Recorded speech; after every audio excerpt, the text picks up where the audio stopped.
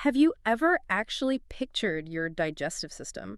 And I mean, not just a generic textbook diagram of a stomach dissolving a sandwich. Right, those are always so oversimplified. Exactly. I mean, have you ever pictured it as an intricate, sprawling factory floor? Hmm. Like a massive processing plant that requires this, highly diverse, specialized workforce of trillions of microscopic employees just to keep the lights on. It's it is honestly a brilliant way to visualize it because that image is biologically much closer to reality than how we typically think about eating. Yeah, we usually just think of food as fuel, right? Exactly. We view it as unleaded fuel we just pump into a gas tank to get through the day. But the gastrointestinal tract is entirely dynamic. It's a living, breathing ecosystem. A literal ecosystem. Right. And every single bite of food you take acts as a specific set of instructions and raw materials for that workforce.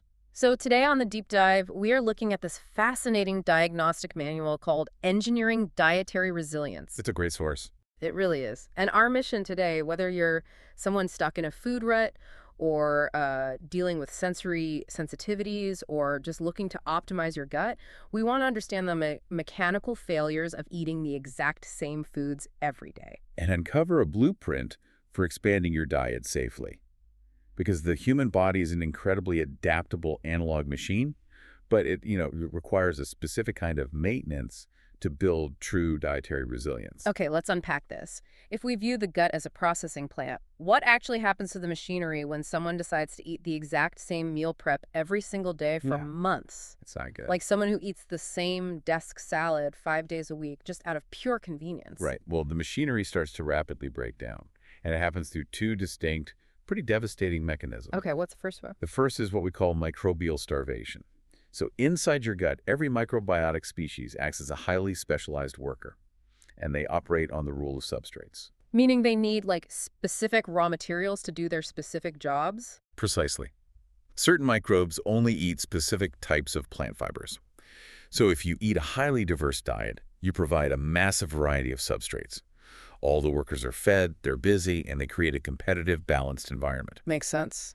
But researchers have found that when individuals switch to a highly restricted, monotonous diet, they experience a 30 to 40% decline in microbial diversity. Wait, 30 to 40%? Yeah, it's a massive drop. How long does an ecosystem take to collapse like that? Are we talking years? 10 days. 10 days. Just 10 days. So if I go on a highly restrictive fad diet for just 2 weeks, I am essentially laying off a third of my internal workforce. You aren't just laying them off. I mean, you are starving them out of existence.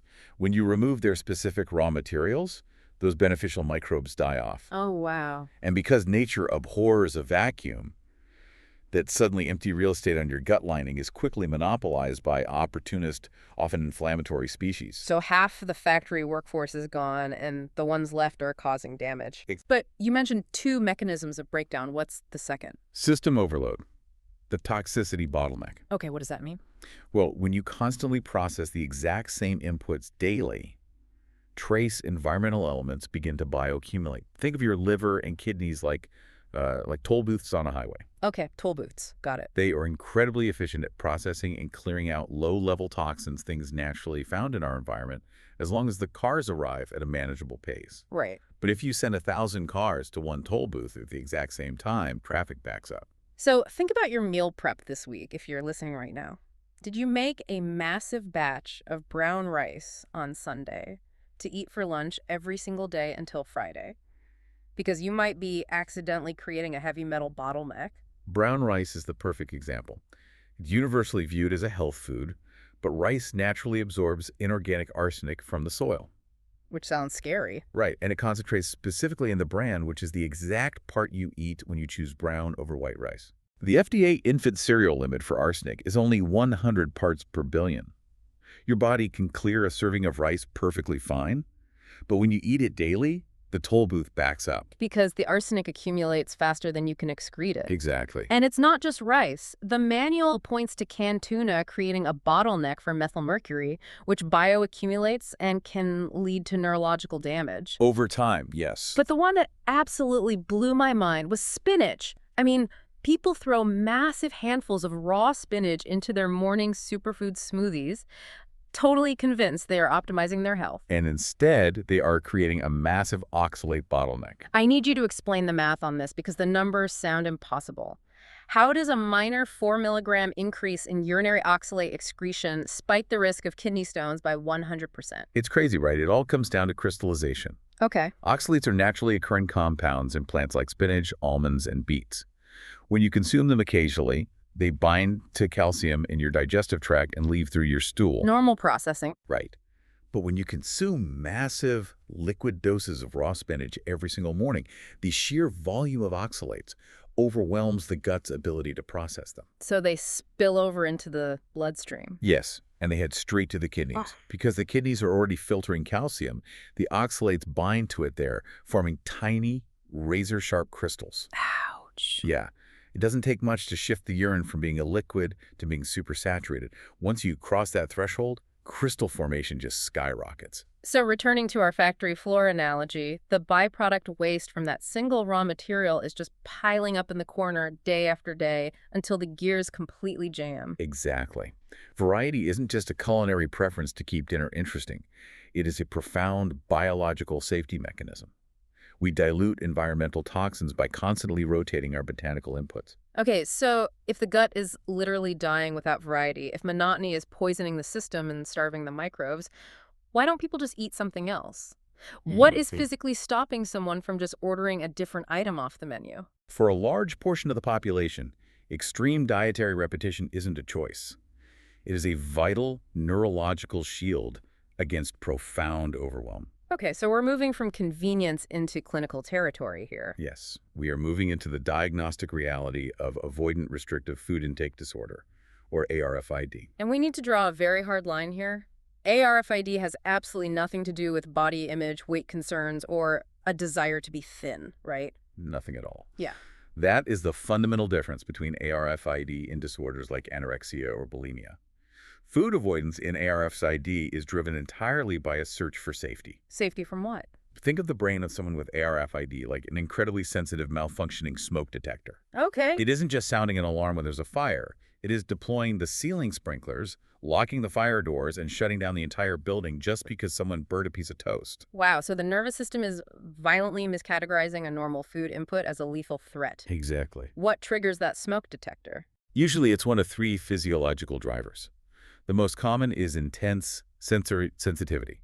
The brain registers the texture, the smell, or even the visual appearance of a food as overwhelmingly dangerous. So to them, a blueberry isn't a piece of fruit. No, to their nervous system, it is an unpredictable, bursting pot of distress. That sounds exhausting. It is. The second driver is a phobia of consequences, like a paralyzing terror of choking, vomiting, or having an allergic reaction. And the third. A complete lack of interoceptive awareness, meaning they simply do not feel hunger cues. Eating just becomes this mechanical chore they have zero interest in. So this is miles away from a kid who just hates broccoli. Oh, absolutely. A picky eater might despise certain flavors, but they will eventually eat when they are hungry enough. And, more importantly, their picky eating doesn't stop their physical growth or completely isolate them from society. Right. Clinical ARFID results in severe system failures. We're talking about severe weight loss, plummeting iron or B12 levels, dependence on liquid nutritional supplements, or even needing a feeding tube just to stay alive. And there is a massive overlap here with neurodivergence. People with autism and ADHD are highly represented in ARFID diagnoses. Very highly represented. And when you think about it, it makes perfect sense. If your brain is constantly bombarded by a chaotic onslaught of sensory data from the world around you, food is the one variable you can totally control. Yes, eating the exact same brand of crackers every day provides predictability, and predictability equals safety. But that search for predictability triggers a really dangerous biological trap called the bidirectional loop. Walk us through the mechanics of that, because this is where the physical and the psychological collide. Right, so because of those intense sensory differences, eating is inherently terrifying and difficult. And because eating is difficult, the individual becomes malnourished. Which seems obvious, but what's the hidden mechanism there?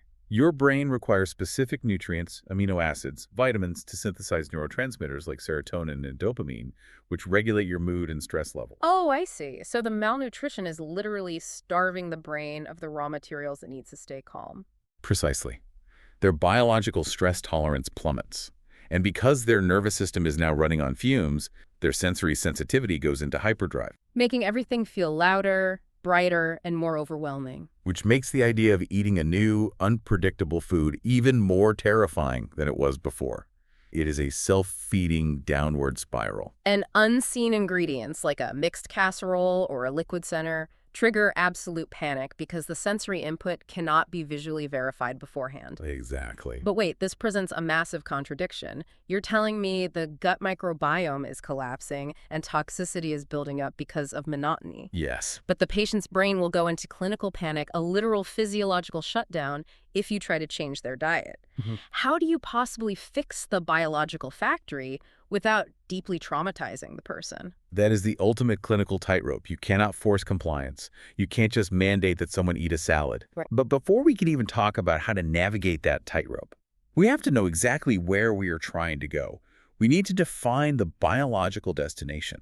What does an optimal, resilient gut ecosystem actually look like? Right. What is the target metric? And for that, the manual looks at the American Gut Project, which analyzed over 10,000 individuals across the US, UK, and Australia. It's the largest study of its kind. And the data revealed a very clear, quantifiable threshold for optimal dietary resilience, Which is? consuming 30 or more different plant types every single week. Okay, here's where it gets really interesting. Because 30 plants a week, if I am someone listening who struggles to eat vegetables, or if I just have a busy life, hearing eat 30 plants a week sounds completely insane. I know people hear that and panic. Am I supposed to be grazing in a pasture like a cow? This is the biggest misconception, and it is why people give up. Hitting 30 plants does not mean eating 30 different salads.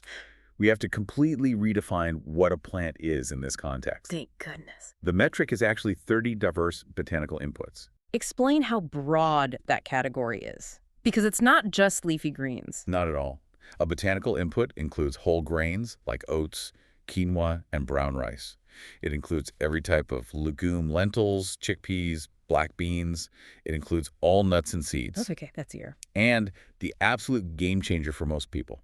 It includes herbs, spices, and brews. So wait, my morning cup of black coffee, shaking some cinnamon onto my oatmeal, and having a square of 70% dark chocolate after dinner, those all count as unique botanical inputs feeding specific factory workers in my gut. They absolutely do. That feels like a cheat code. It feels like one, but it's just molecular biology. Your microbes do not care about culinary definitions. They don't care if a plant compound is plated at a five-star restaurant or brewed in a mug. They only care about the substrate. Exactly. And when you hit that 30-plant threshold, those microbes produce massive amounts of short-chain fatty acids, or SCFAs. What do SCFAs actually do? Why are they the golden ticket? SCFAs are the signaling molecules that maintain the integrity of your gut lining, keeping it from becoming leaky. Okay. But they also travel through your bloodstream, communicating directly with your brain to lower inflammation and regulate your immune system. They are the ultimate biological peacekeepers. Wow. And while 30 plants give you the raw materials, there is a second biological multiplier that makes this system incredibly efficient. Which is fermented foods. The Stanford clinical trials on this are fascinating. Yes, they are. They took 2 groups of people over 10 weeks. One group ate a highly diverse, high-fiber diet. The other group ate a diet rich in fermented foods, things like yogurt, kefir, kimchi, and kombucha. Now, what the researchers expected was that the high-fiber diet would vastly improve the microbiome. But the data showed that while fiber maintained the status quo, it didn't significantly increase microbial diversity or lower systemic inflammation in that short time frame. But the fermented food grew. Staggering results. The fermented diet led to a massive increase in overall microbial diversity and a marked decrease in 19 different inflammatory proteins. Why? Why does a scoop of kimchi do what a bowl of broccoli can't? Think of fiber as the lumber and the live cultures in fermented foods as the carpenters. Oh, I like that. You can dump all the high-quality lumber you want onto a construction site, but if you don't have enough carpenters to cut it, shape it, and build the house, the lumber just sits there. So fermented foods deploy millions of active, specialized carpenters straight onto your factory floor. Exactly. They immediately begin breaking down the substrates, Yeah. which directly signals your immune system to power down its inflammatory response. Okay, so we have the ultimate destination. 30 diverse botanical inputs, ideally boosted by a few fermented carpenters. But we have to cross back over that bridge. Right. How does a highly sensitive individual, someone surviving on a single brand of potato chips, actually get to 30 plants without triggering their sensory smoke detector? It requires a highly strategic, trauma-informed approach known as the Dietary Resilience Maturity Model. And the absolute most critical rule is this. Before you introduce a single new food, you have to stop the physiological starvation. You establish a caloric baseline, meaning you just let them eat the potato chips. Yes, you prioritize caloric adequacy and fix severe nutrient deficiencies with specialized supplements. If their foundation is crumbling from starvation, their nervous system will reject any new construction. So there is zero pressure to change their safe foods at this stage. None. Once their brain has the calories it needs to lower that baseline stress level, then we move to strategic expansion. And this is where we use a technique called food chaining. Walk us through food chaining because it's brilliant. Food chaining is an engineering marvel. The goal is to build a bridge of stepping stones from their current safe food to a new, diverse food. Mm. And you do it by changing only one sensory property at a time. Give us a real-world example of how you chain a food. Let's use that plain salted potato chip. How do you get from a highly processed, paper-thin chip to a whole root vegetable? Well, you never ask the nervous system to jump across a canyon. You ask it to step onto a rock that looks 99% identical to the one it is already standing on. Mm. So if the safe baseline is a plain, thin potato chip, the first microshift is a texture change. You offer a thicker-cut, kettle-cooked chip, but with the exact same plain salt flavor. So the taste is perfectly safe, just slightly crunchier. Right. Once the brain accepts that the thicker chip is not a threat, you alter the form. You introduce a baked potato wedge, seasoned heavily with the exact same salt they like. We are still in the potato family, still the same flavor profile, but now we've moved to a whole food. Exactly. And the final stepping stone. A roasted sweet potato wedge, cooked with that same familiar salt. We went from a processed chip to a diverse, nutrient-dense root vegetable. And the golden rule here is that you never change temperature, texture, and taste all at once. Ever. Because if you hand someone who only eats cold, crunchy, salty chips a hot, soft sweet potato, their sensory smoke detector goes off, the sprinklers deploy, and the whole system shuts down. Exactly. And doing this successfully for someone with clinical ARFID requires a multidisciplinary crew. You need a dietitian to manage the chaining and calories. You need a gastroenterologist to heal the physical gut damage caused by years of monotony. And crucially, you need a psychologist or sensory integration therapist. Right, to help the neurodivergent brain physically process these new textures without slipping into panic. It is complex, patient-led engineering. So that is the clinical extreme. But let's ground this for the everyday listener. If you are listening to this on your commute or planning your groceries for the week, how do you take this complex biological engineering and apply it to your daily routine to hit that 30-plant target? The overarching philosophy is that perfection is not the goal. Consistent, gentle accumulation is the goal. You don't need to overhaul your entire pantry. Right. Actionable tip number 1 is to just start small. You can take one bowl of boring morning oatmeal and turn it into 7 plant points in about 10 seconds. You add a dash of cinnamon, some walnuts, pumpkin seeds, frozen blueberries, and a sprinkle of coconut. You haven't really changed your meal, but you've just hired 6 new specialized crews for your factory floor before you even leave the house. And that's highly budget-friendly too, because things like frozen berries and seeds keep for months. Tip number 2 is for anyone who has mild sensory aversions, especially to the texture of greens. Oh, this is a great part. Bypass the texture entirely, finely shred cabbage or spinach, and let it melt into familiar stews, curries, or heavily sauced pasta dishes. So your microbes still get the exact same fiber substrates, but your brain doesn't have to deal with the wet crunch. Precisely. It's an easy hack. I love that. Tip 3. Utilize your pantry strategically to build a simple checklist for long-term food security. Current industry standards push a lot of highly processed wheat and sugar that lack diversity, but you can build a resilient pantry cheaply. Yes, keep canned beans and mixed nuts visible. If a recipe calls for a can of black beans, swap it for a can of mixed 3-bean salad.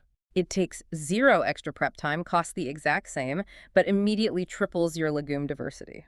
Exactly. And finally, count your liquids. Do not forget that your steeped teas, your coffee beans, and your fermented kombuchas are actively fueling your ecosystem.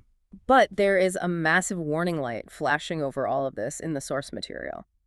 The goal of counting 30 plants is not to create a new obsessive tracking habit. This is so important.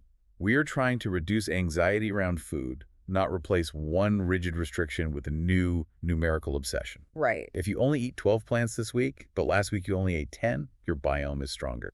Any single step away from monotony is a victory. It completely flips the script on diet culture. Traditional dieting is entirely about restriction, guilt, and cutting things out. This is an abundance mindset. We are gently, strategically inviting new workers onto the floor. We are building structural resilience, not rigid dogmas. This has been such a profound shift in perspective. We started by looking at the very real mechanical dangers of eating the exact same foods out of convenience, how microbial starvation and the toxicity bottlenecks of heavy metals literally grind our internal machinery to a halt. And we decoded the deeply misunderstood realities of ARFID, exploring how, for many neurodivergent individuals, dietary monotony isn't a choice. It's an urgent search for safety triggered by a hypersensitive nervous system. We defined the biological destination 30 diverse botanical inputs a week and learned how fermented foods act as the biological carpenters, multiplying our gut's ability to lower inflammation. Right, and we learned the engineering blueprint of food chaining, using tiny single-variable stepping stones to rebuild an ecosystem without triggering panic. And the ultimate takeaway is just a deep respect for the sheer adaptability of the human machine.